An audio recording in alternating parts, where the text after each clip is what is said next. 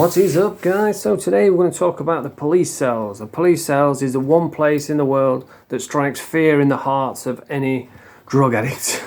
It's the worst place in the world. It's absolutely horrible in them cells.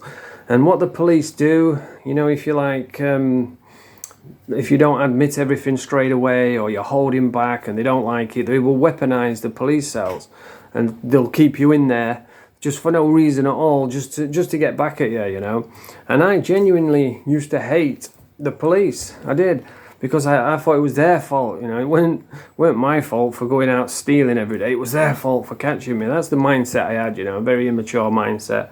And since I've been clean, they've not bothered me once. So obviously it's my bad. They're just doing the job. But anyway, that's what we're going to talk about today.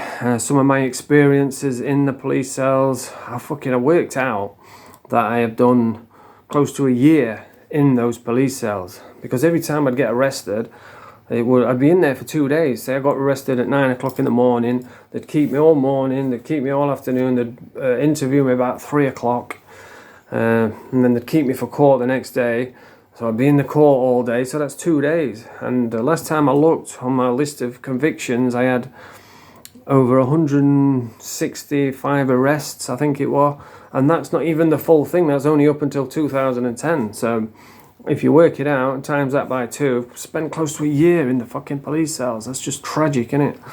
But anyway, before I start, I just want to say I captured a ghost yesterday. If you haven't seen it, go and see the video.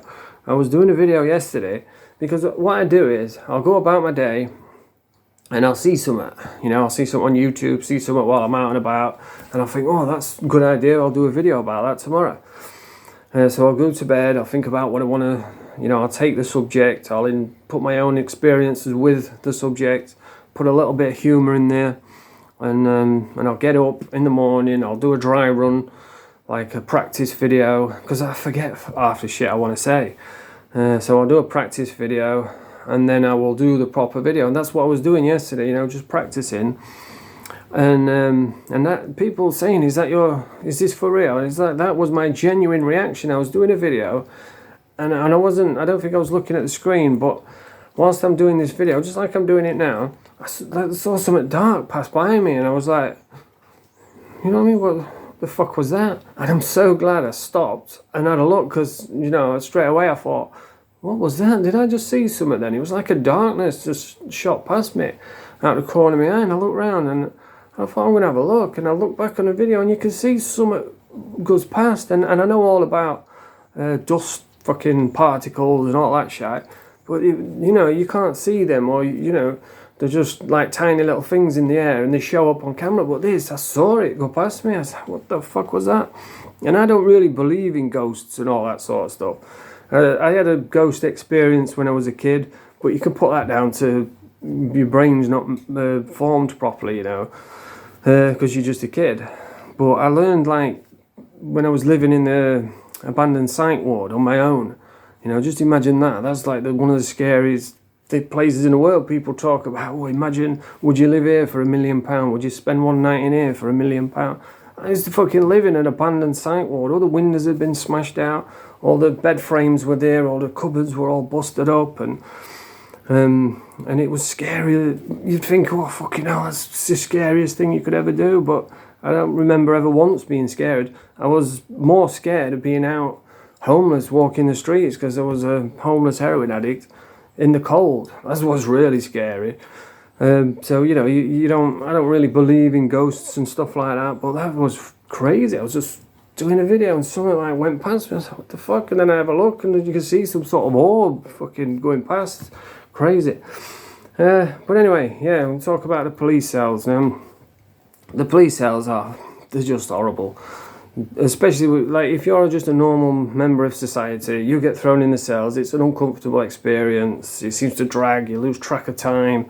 And when you get out, you're like, fuck, you can't smoke and you can't do anything. All you could do is just sit there on a little dirty crash mat. And I mean, it's a lot cleaner now. When I was doing it, the cells were disgusting. And you'd be in the cells, and when you get out, you'd be like, fuck damn, I don't want to go back in there. And you learn your lesson. But when you're an addict, you don't care about none of that. You know? Well, you do care about it, but you don't think of it because you need your money for drugs. You're desperate. And that's what I was doing. So I was going out shoplifting, I was getting caught all the time. It was like every week I'd be in there for like 2 days at a time. It's horrible. And all the walls were disgusting. The black tar floor, you had to take your shoes off. And it's like a sticky floor. There was blood and snot all up the walls. And there was all the while you're there, there's like I don't know if it's like AC or a heater or something. It's like, so you just lay there with this finger, and then you can hear boom, boom, boom. So there's always some drunken fucking idiot screaming. You get your itchy little green blanket. It was fucking awful. And you get a weird smell, what you can only smell in the police cell. I can't explain it. I don't know what it is. I would call it the rattling smell. Rattling is detoxing.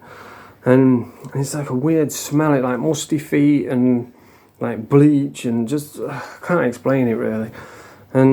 And yeah, you have to sit in there all day, and then you have to sit in there all night, but you can't sleep because you're detoxing from drugs, so you're in there all day, all night as well, you're up. So it seems to take twice as long.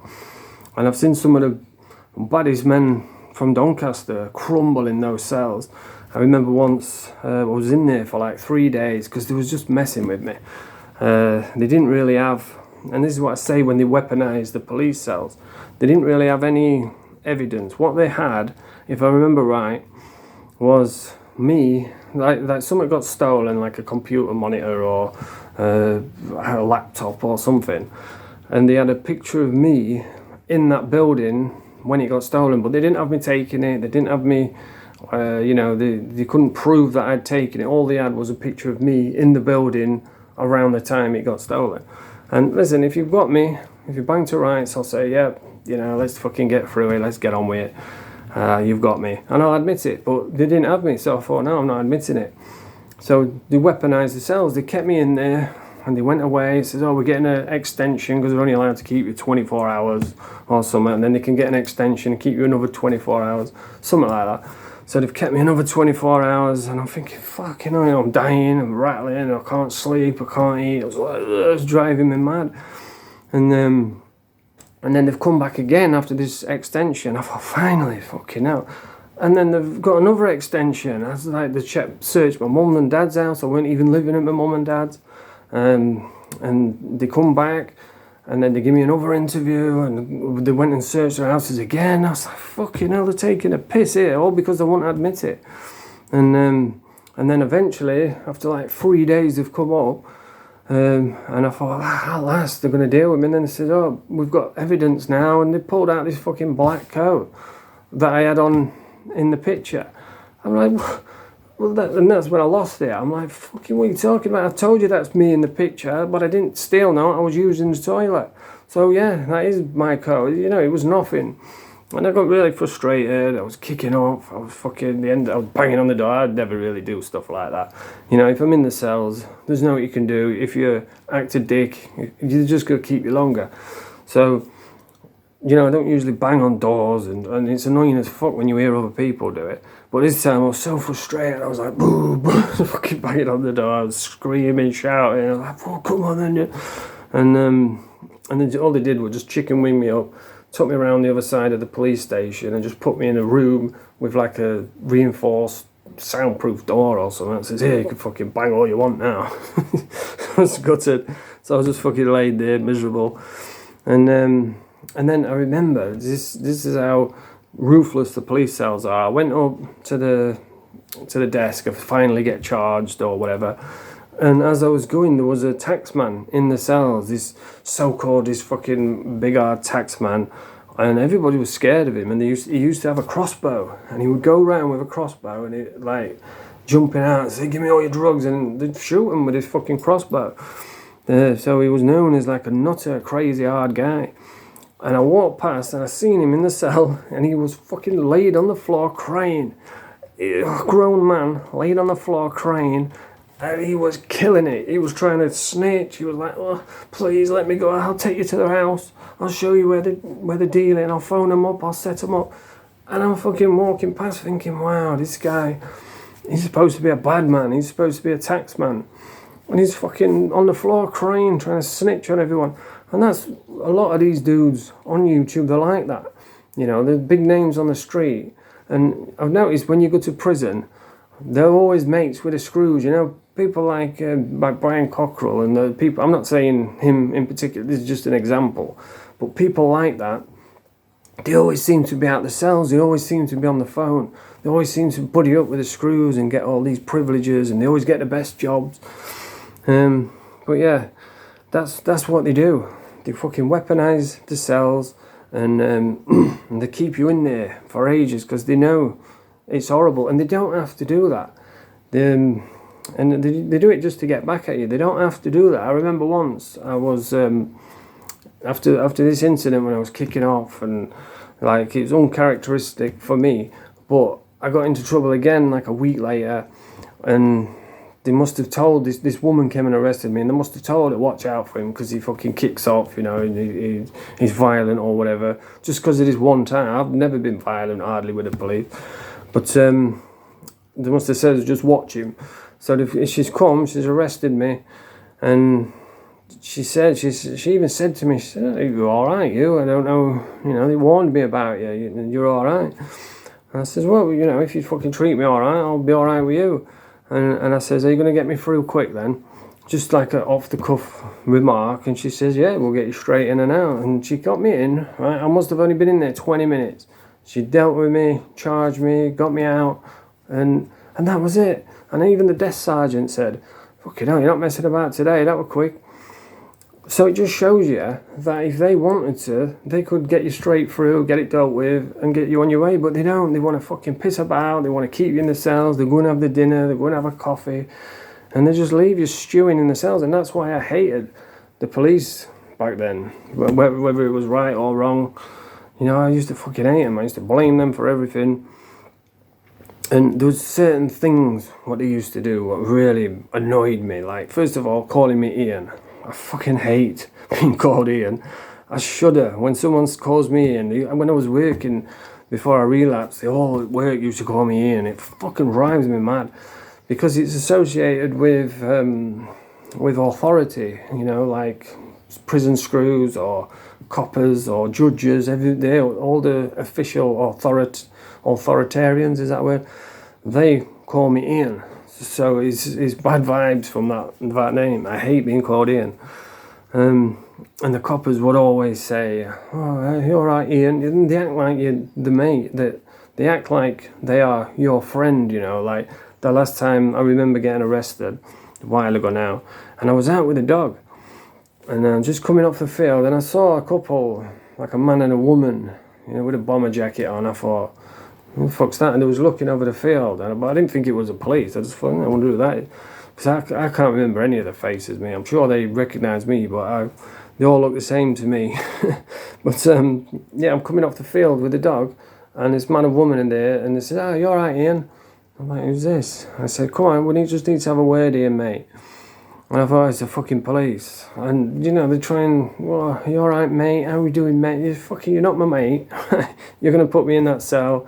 You're going to try and get me locked up." And the another thing what winds me up, they'll take you to the cell, right, and they'll be like, "Oh, yeah, you're all right, Ian. We're just going to pop you down for a couple of minutes." Like, fuck up. You know I'm going to be in that fucking cell for like 3 days. You know what I mean? 2 or 3 days. You know I'm going to be in there for ages. It's not a couple of minutes, so stop with that nonsense. But yeah, that's why I used to dislike the police. But mainly because they just weaponize the cells. If you don't do what they tell you to do, if you don't admit it straight away, then they're like, "Oh, well, fuck this guy. We'll just put him in them cells for twice as long." And it's horrible. It is absolutely tragic in those cells. I won't wish it on anyone. But yeah, that's my experience. And then you've got the whole process of, like, when I first started getting locked up, you could smoke in the cells. It was fucking years ago. But then they stopped the smoking in the cells.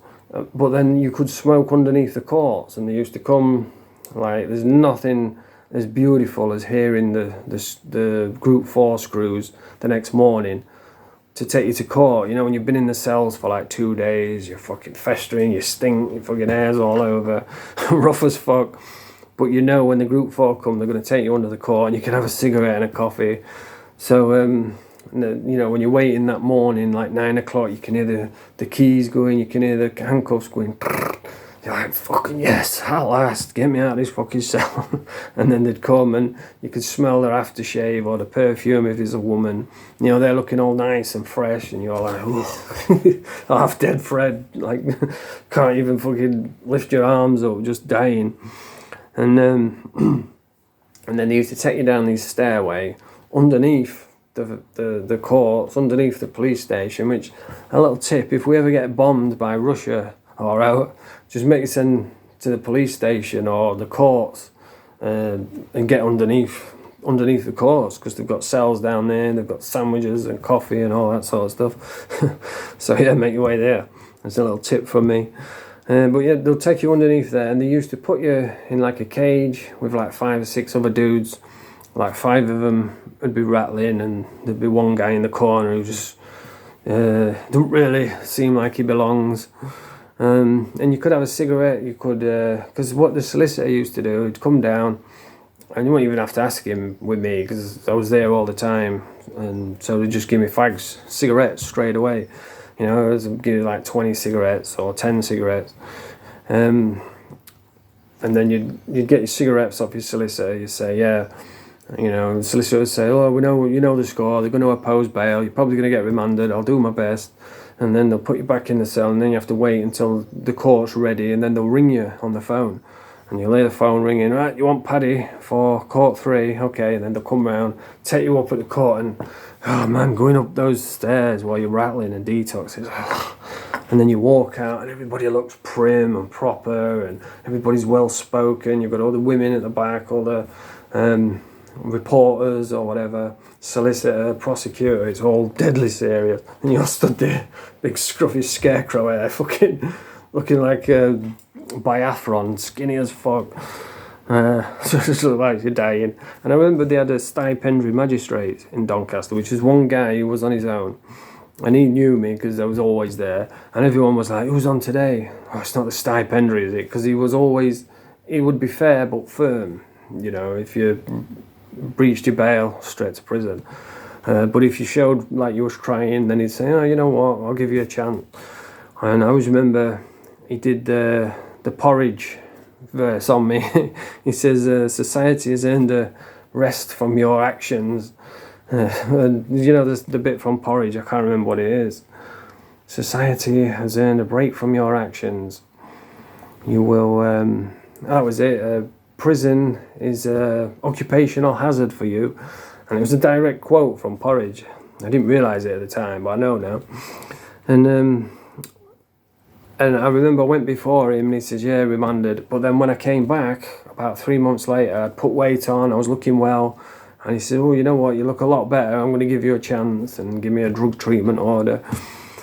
I probably breached it and got straight back into prison.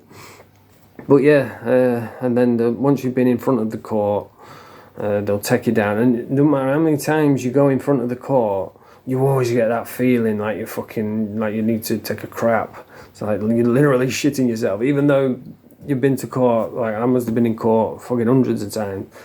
You still get that feeling, you know, and even if you know you're getting remanded, when they fucking say, oh, you're remanded, you still get that sinking feeling. Because there was a time when I actually got out when I shunt up. I don't know how they did it. I spoke about it the other day on a video. I was up for, I was on bail for shoplifting, and I got caught shoplifting again. So that was breach of bail and another charge. But when I went to court, they didn't have out about the other charge. They just had breach of bail. So I got fucking bail. And my solicitor went like that. I looked at him, he went, fucking hell, there's no way. And they took me up to the door. I thought, they're not going to let me out here. There's going to be a copper on the other side. They're going to realise at any moment. But they didn't. They just fucking let me out. I was like, no way. And I ended up going into a toilet to do some drugs because I was rattling really bad. And I found, and there was a coat in there, and I had a wallet in it. I was fucking hell. And it had a never-ending, not a never-ending, but an unlimited credit card with a PIN number in it. Unlimited funds, because it was like a business card, and I got fucking thousands of pounds. I couldn't believe it, all because they messed up my paperwork and let me out when they shouldn't have. But anyway, I'm coming up to 20 minutes now. So yeah, then once you get remanded, they take you back down, sat underneath the cells. Everyone's like, oh, did you get remanded? Yeah. Everybody's fucked. Everybody's looking like It's like that Star Wars cafe, you know, like everybody else looks weird and fucked and just knackered from drugs.